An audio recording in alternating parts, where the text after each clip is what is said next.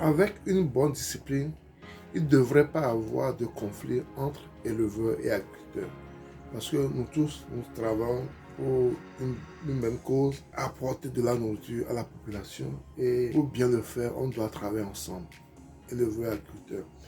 Et nous, au niveau de la ferme L2A, avec nos bœufs, nous avons une stratégie que nous adoptons pour pouvoir instaurer cette harmonie, pour pouvoir instaurer cette convivialité entre éleveurs et agriculteurs. Dans cette vidéo, je vais vous parler de ce que nous fait à notre niveau, pour pouvoir vous donner des idées et voir comment vous pouvez le faire également à votre niveau pour une bonne harmonie dans ce métier. Sans plus tarder, passons au vif du sujet après le générique.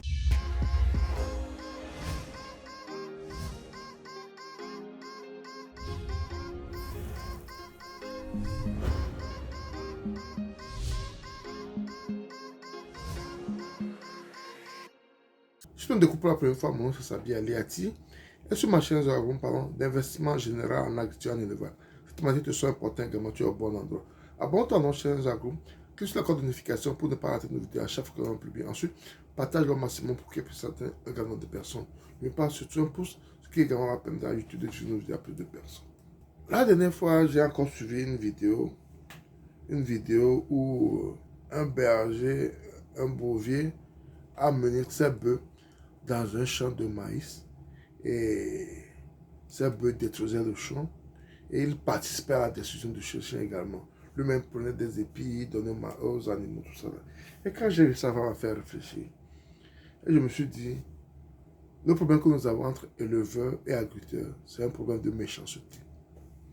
C'est parce que les gens, franchement, ils sont mis sur eux de faire du mal à l'autre.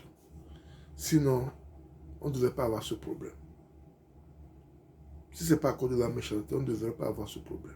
Et la dernière fois, on a sorti nos bœufs pour aller au pâturage. Et j'ai posté ça sur mon compte TikTok, R2A Ferme. Ça, c'est le compte TikTok. Quand j'ai posté ça, un ami m'a écrit, a commenté en disant que ces bœufs ne vont pas aller détruire leur champ. Et quand il a dit ça, je me suis rappelé rapidement de la vidéo que j'avais vue et j'ai voulu parler de cela. Ce que nous avons fait au niveau de notre ferme R2A pour garder une harmonie entre ces deux communautés. Nos bœufs sont bien dans leur enclos. Nos bœufs sont dans leur enclos.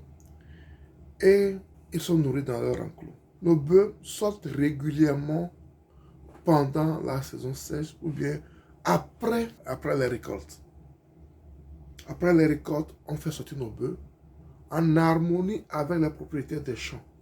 On fait sortir nos bœufs après la récolte en harmonie avec les propriétaires des champs.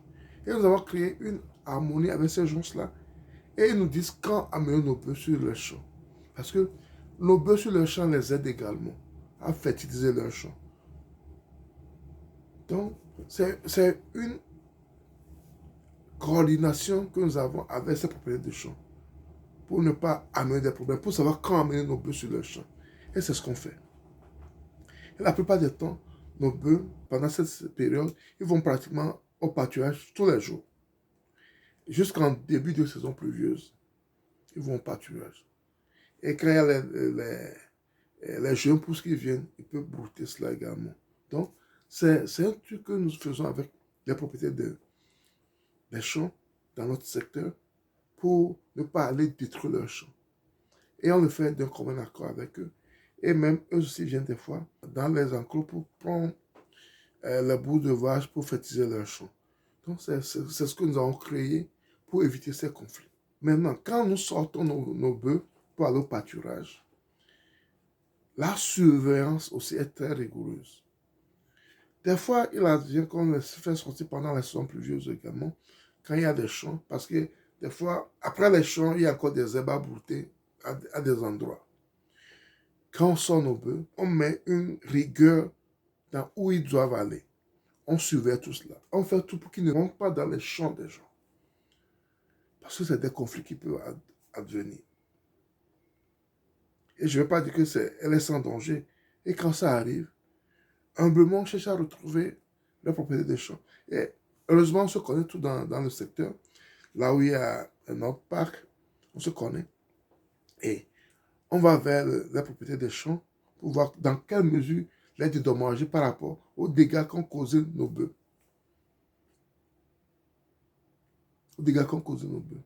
Et c'est pourquoi il est important d'avoir une communauté de travail ensemble. Ça permet d'éviter beaucoup de conflits.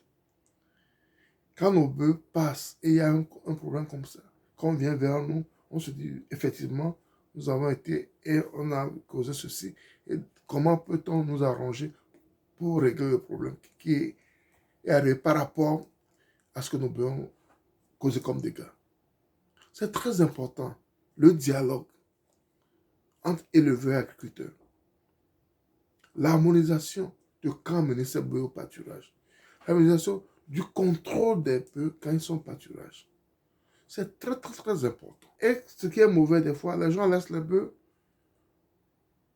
la nuit. C'est ce qui se passait chez nous, sur notre ferme. Les gens font sortir les bœufs la nuit et ils ne suivent même pas les bœufs. Les bœufs eux-mêmes vont détruire les champs et reviennent. Les bœufs vont détruire les champs et reviennent. Ça, c'est la mauvaise foi et la méchanceté. Je pense que ce problème entre éleveurs et agriculteurs ne doit même pas se poser.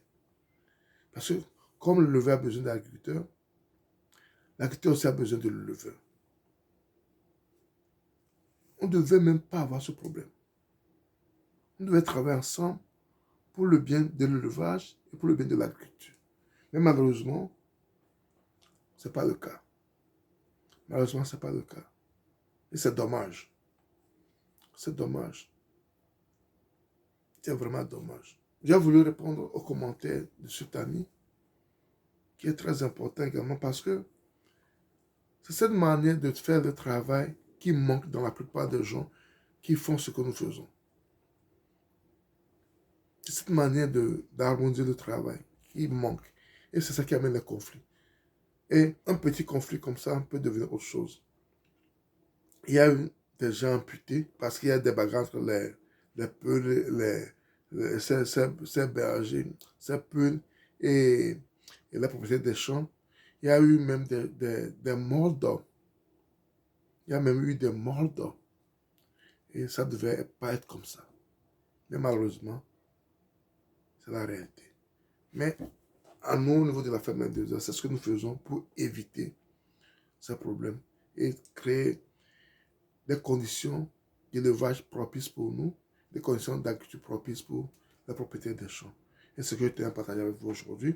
Si vous l'avez aimé, ne gâtez pas pour vous, partagez autour de vous pour qu'elle puisse aider quelqu'un également à réfléchir autrement sur dans quelle mesure faire son travail, ses activités, pour ne pas empiéter sur les activités de l'autre également. Et si tu n'es pas encore abonné, abonne-toi à mon chaîne Dragon, clique sur la communication pour ne pas rater à chaque fois qu'on publie.